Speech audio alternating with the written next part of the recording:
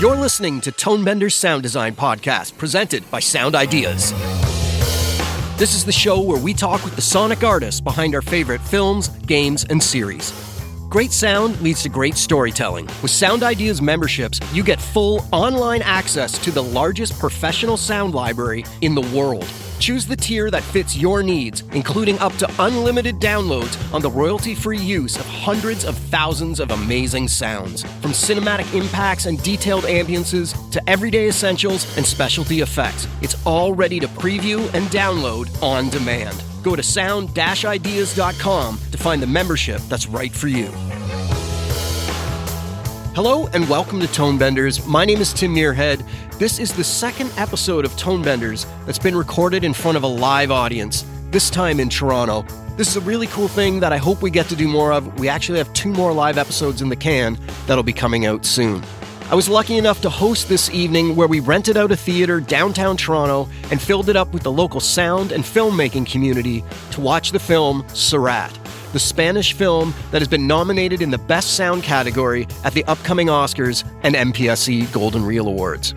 This film is kind of amazing because normally the films that get nominated in the sound category are massive blockbusters involving car races, spaceship battles, epic historical wars. Before this low-budget film following ravers as they journey through the desert, to be competing at this level is a real testament to the amazing sound work that was put into the film. Sirát's supervising sound editor, Laia Casanovas, flew in from Spain to join us in Toronto for a post-screening talk about her work on the film. That's what we're going to hear today. Laia is a fun and engaging speaker, and I really enjoyed getting to know her. On the most basic level, it's just incredibly brave for her to go up in front of a full theater and do an interview in English, which is not her native tongue. But she was great, and it was a really fun talk. But before we get to my interview with Laia, I want to throw out a final reminder to listeners in LA or who will be in LA for the CAS or MPSE Awards coming up this weekend. The 4th annual Tonebenders Los Angeles Sound Design Meetup, presented by the Motion Picture Sound Editors, is happening this Thursday, March 5th at 7 p.m. It will be at All Season Brewery in Hollywood this time, which should be a bigger location as it got a little tight last year. I'm really looking forward to seeing everyone from the LA sound community. If the last 3 years of this event are any indication, this will be a night that it will be well worth making the effort to come out to. We've been doing these meetups for a while, and I've received some feedback from some of the younger people working their way into the industry that they were having a hard time striking up conversations because they were a bit intimidated. This is something I would love to help minimize, as I hope the spirit of the evening is about inclusivity as much as possible. At the London, England Tonebenders meetup last summer, one of these younger attendees, Lamar Samuels, devised a really great idea. He made a bingo card with a bunch of different audio jobs listed in each square, and he used that as an aid to begin new conversations with the people he met. If the person he started talking to was a dialogue editor, then he could check that box, and so on, until he filled his bingo card. Well, with Lamar's permission, I'm importing this idea, and I'll be bringing audio job bingo cards to LA this year. I'm hoping that this will make approaching new people a bit less intimidating. Now, obviously, not everyone needs this, and if you don't need help introducing yourself to people, then completely ignore this idea. But if you see someone with a bingo card in their hand, maybe start up a conversation with them, see if you can fill in some of their squares. So if that sounds like a good idea to you, ask for a bingo card when you arrive. Also, if anyone listening will be attending the Cinema Audio Society Awards this year, keep an eye out for me on the red carpet as you arrive. I'll be working there as the red carpet reporter with a camera crew, doing mini interviews with guests, presenters, and nominees as they arrive to the gala. I'm kind of jokingly calling myself the Joan Rivers of the sound community. Sorry if that reference doesn't work for some of our younger listeners. If you miss me on the red carpet, make sure you find me at the post-awards party. Okay, now let's get to the interview with Oscar-nominated sound supervisor Laia Casanovas from Sirāt, recorded live in Toronto.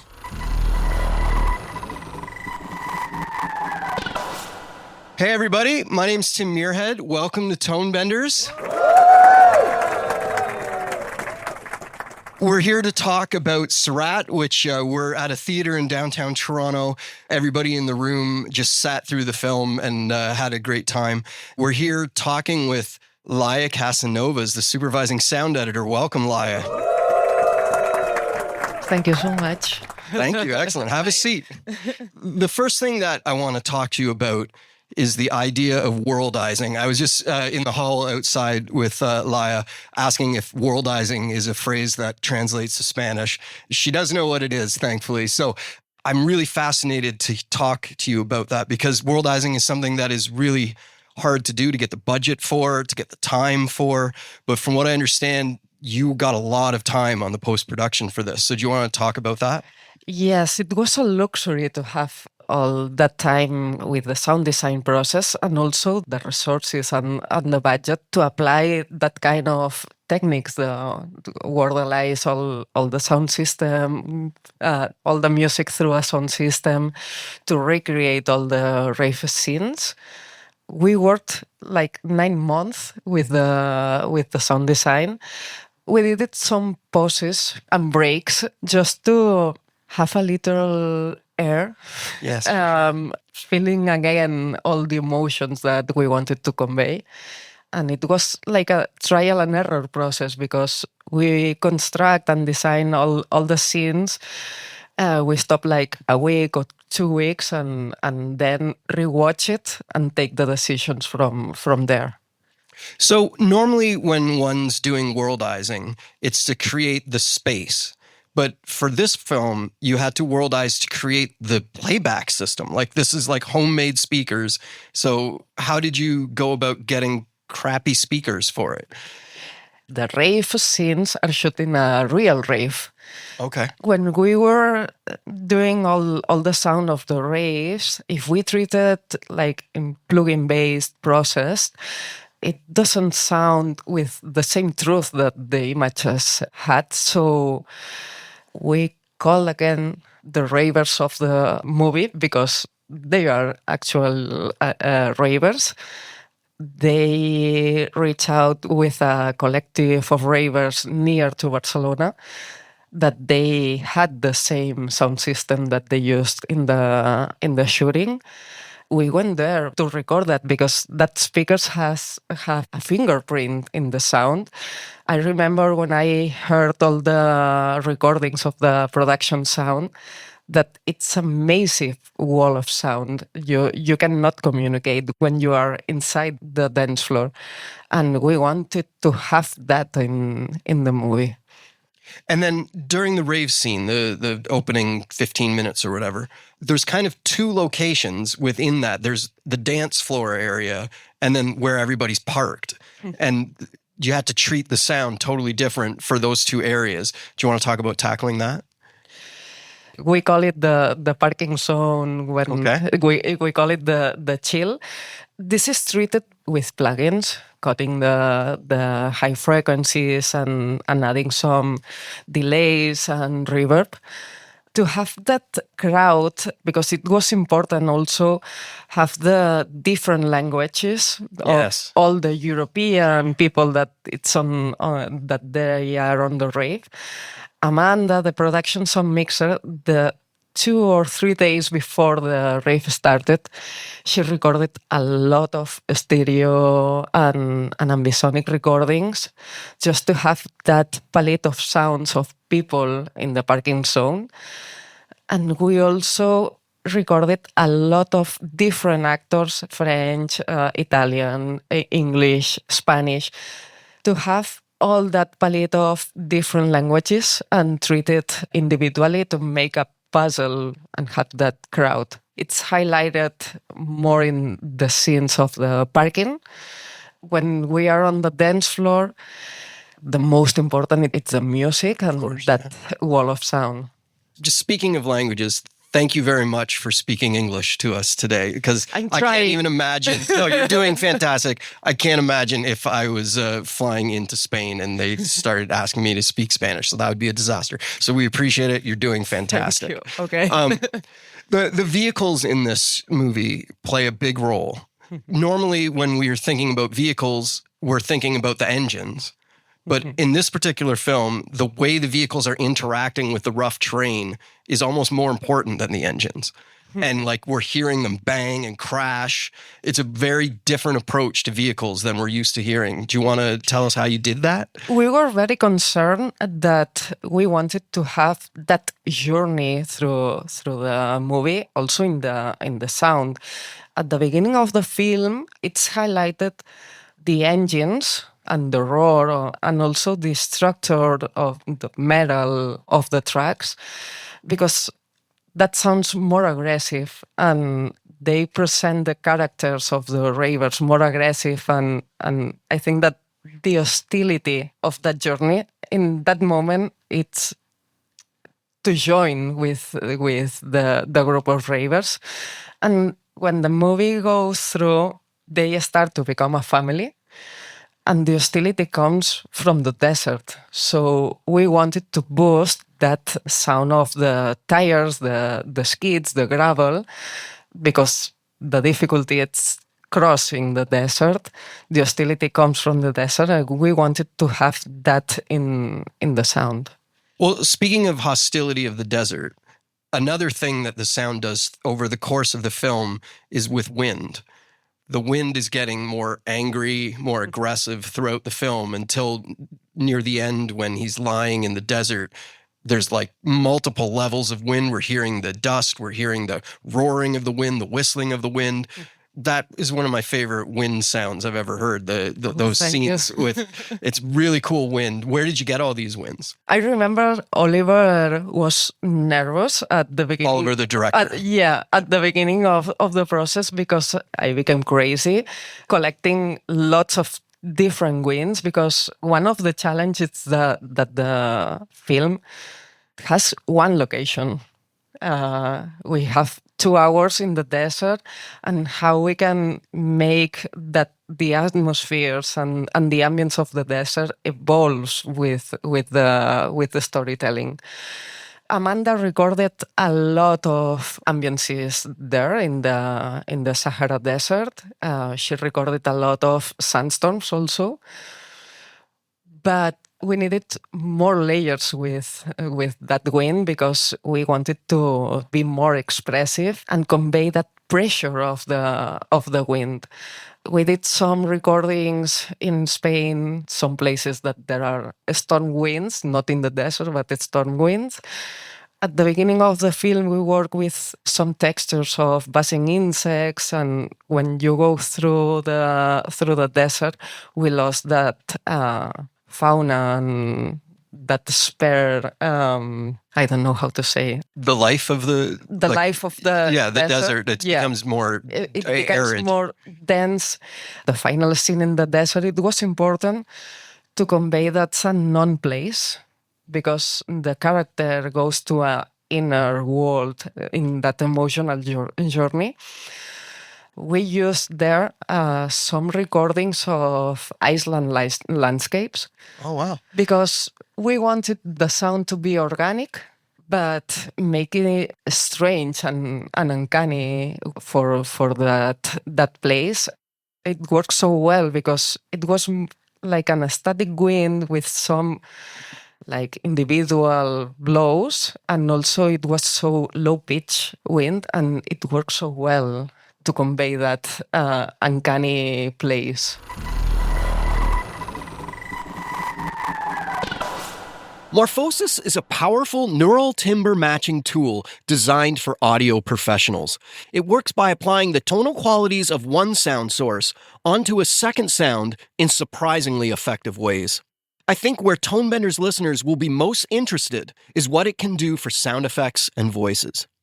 Morphosis works entirely locally on your system, which means it delivers fast, high-quality, and data-secure results. By using model packs to analyze one sound and reshape it with the tonal identity of another, Morphosis can bring nearly endless creative possibilities. It currently includes 18 model packs totaling over 400 models covering instruments, voices, and effects. A whole range of sound effect-focused models are already available, including creatures, robots, animals, winds, footsteps, water, and more coming through regular updates. The software works as an AAX plugin or as a standalone app, allowing the user to pick which workflow works best for them. The interface is straightforward and allowed me to get interesting sounds quickly. Completely reimagining a voice is extremely easy. Here is Morphosis changing my voice by simply loading in a few new models. I personally had a blast designing new wind sounds using the stems from the score of a project I'm working on as the source. So head to hal-audio.com now and use the promo code Tonebenders25 to get 25% off your purchase of Morphosis. Okay, back to my real voice. That was really cool and easy to do, and the results are just as great in the sound design world as well. This is a major step forward for audio morphing technology. Use promo code Tonebenders25 to get 25% off and let Morphosis redefine what's possible with your sound design. When you started working on this film, did you have any concept that you would be, traveling the world talking about it and being Oscar nominated? Absolutely no. You never imagined that something like that could happen. When we were working on the film, we were enjoying so much because it's a film that has a lot of narrative in the sound, and also it was a very enriching process to exploit how emotional it can be the sound. So we enjoy it, and we never imagined all that. Not only is it a film that sound plays an important role, like when you first think back on it, you're like, well, music was really important. Like there's a rave scene and stuff, but there's actually large swaths with no music. That's all on you. That you had to take over, and with the wind. And then there's this amazing scene to go back to music, when they go inside I think they call it the 911, the bigger truck, and she's fixing the speaker. Yes. I've worked on tons of things where within the context of the show, they turn the volume up, and it never works for me. But it works in this scene. It works so well. And I think it's because the sound is making the vehicle come alive. Is that right? Did you want to talk about how you did that? Yes. I remember when I read the script and I read that scene, I was like, how can we do that? Because usually it doesn't work. Exactly. What we did was we worldalize the music. We record the music.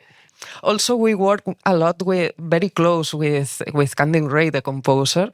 He did like 5 or 7 different tracks, different kind of music, and we play it through the LFE of the studio to activate different textures of metal rattles at the rhythm of the music, also textures of glass and that kind of stuff.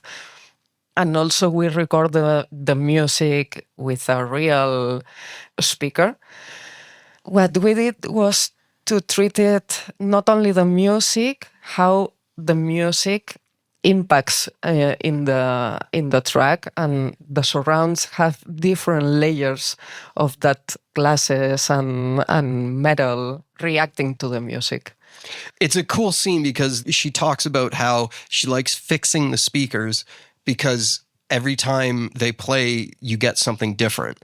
And I think anyone who's ever tried to record sound effects, that's the fun of it, is that different things happen when you do different things, and it's always a surprise. It's very rarely the thing that you're going out to record that ends up being the most exciting thing. It's it falling over accidentally or something like that. I'm wondering if there were any interesting sounds that you found along the way making this film. Yes, for example, we were talking a lot with Oliver and all the team, how we can have the same texture that the image has, because the film is shooted in 16 millimeters, how we can have that grain that the image have in the sound. We tried to make some recordings without protecting the microphones and looking for that kind of distortion in sound that matches with the image, to have that texture that the image has also in the sound. So interesting, because technically it's not good, but in that movie it works. Yeah, you couldn't play it on its own. It would be a nightmare.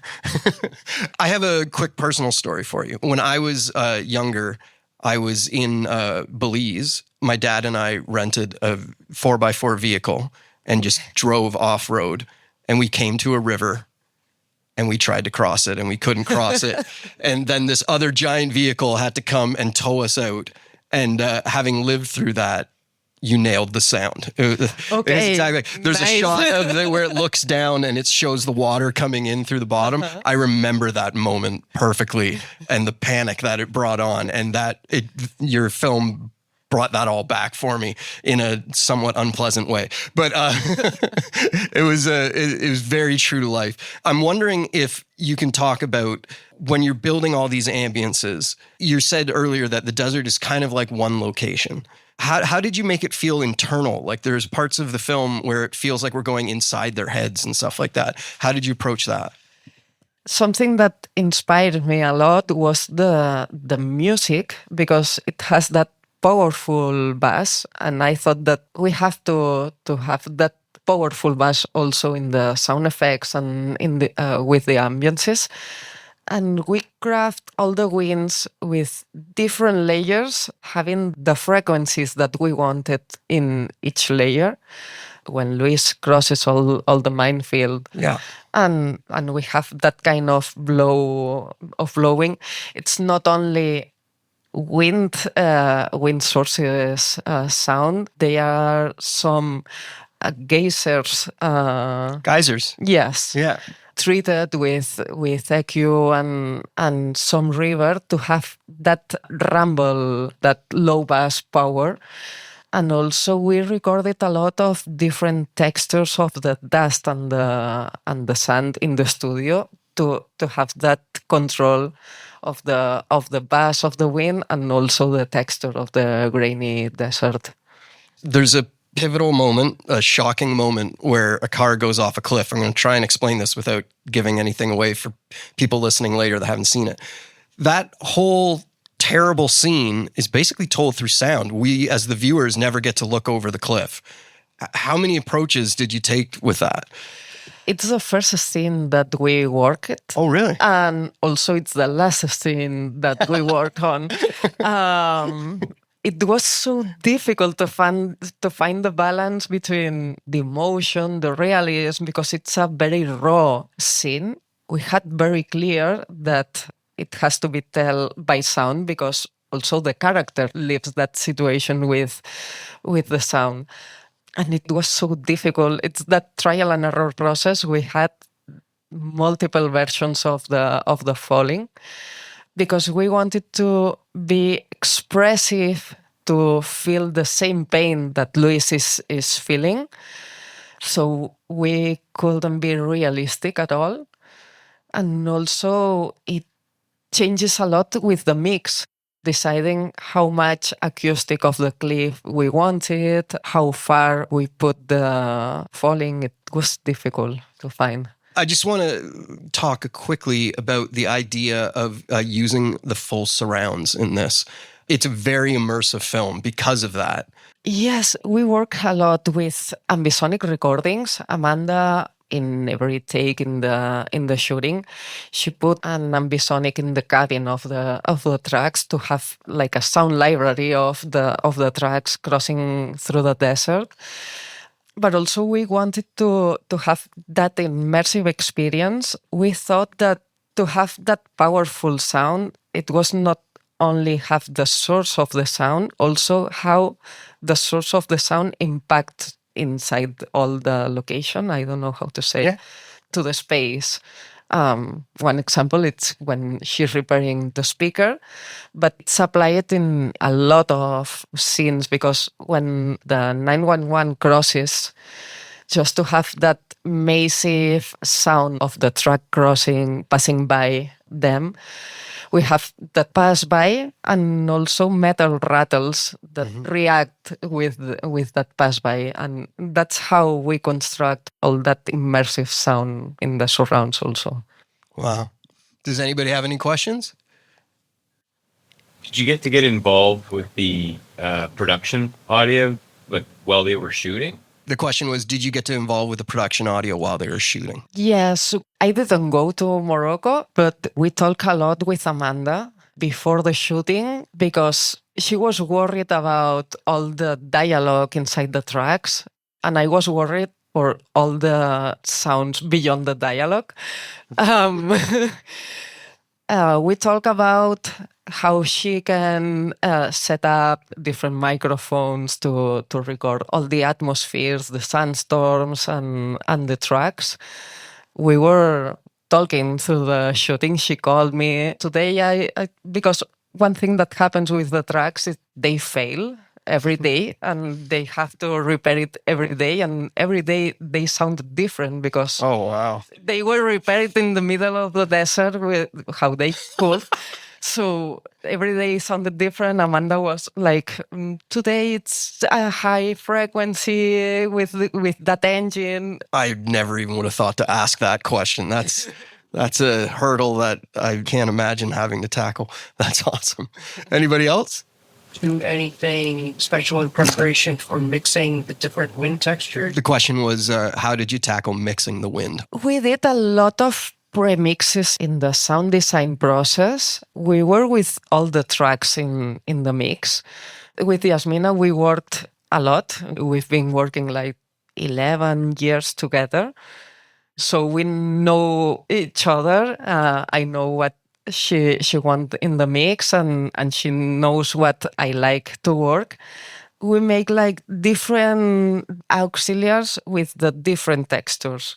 It was separated the low-pitched wind and also the rainy texture of the sun. She could control with a global feather all the winds. Thanks for talking to us today, and congratulations on all the success. It's a MPSC Golden Reel for foreign language film, obviously Oscar for sound. And I believe that you are part of the first all-female team to be heads of each department. So recording mixer, production sound mixer, supervising sound editor, all women. That's amazing. Thanks for talking to us today, and hopefully we can talk again soon. Thank you so much. Awesome. It's a pleasure. Thanks.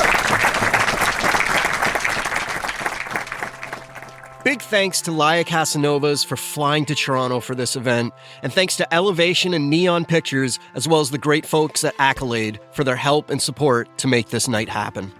As listeners well know, I am a sound effects editor by my day job. I sit in a dark room working on my own the majority of my days. Since starting this podcast, I've learned to be more comfortable doing interviews. But doing an interview in front of a live audience is a whole different animal. My nerves were really peaked on this one. I want to thank everyone in Toronto that came out on what turned out to be one of the coldest nights of the winter to support this screening. I really appreciate that when I come up with these bonkers ideas, that people come out and have a fun time and support it. Listeners in LA, you can come out for my next ambitious idea this Thursday, March 5th, for the 4th annual Tonebenders Los Angeles Sound Design Meetup presented by the Motion Picture Sound Editors. Starting at 7 p.m., come on out to All Season Brewery in Hollywood to hang out with the sound community, see old friends, and hopefully meet a bunch of new ones. Please make sure you say hi to me, as I love meeting as many people as I can at these gatherings. Okay, I gotta go finish packing because I'm getting on a plane to fly to LA shortly. Thanks for listening to Tonebenders, everyone. I'll talk to you soon.